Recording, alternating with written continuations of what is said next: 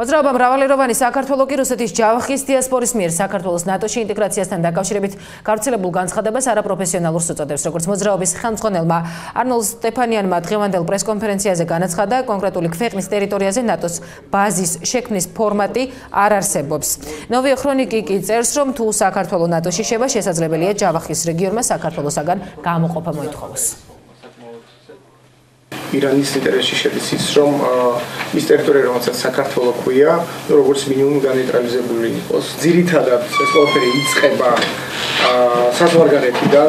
არსებობს რამოდენიმე ორგანიზაცია, რომელიც ნიუსმეიკერი ორგანიზაცია, ესე ვთქვათ, რომელიც ქმნის მაცემებს და შემდგომში აღდება საქართველოში და აქ იდაცებენ და ავცილებენ მაგ ინფორმაციას. დავასახელებ მაგ ორგანიზაციებს. პირველი არის რუსეთის ჯავახის ეგრეთ წოდებული დიასპორა და მეორე არის აზერბაიჯანელთა ნაციონალური ასამბლეა. ივლისამდე ძალიან აქტიური ლეიბორისტული პარტია იყო. კიდე არსებობს ორი პარტია, რომელზეც ახლა საუბარი არის, თუმცა ვაკვირდებით ჯერჯერობით.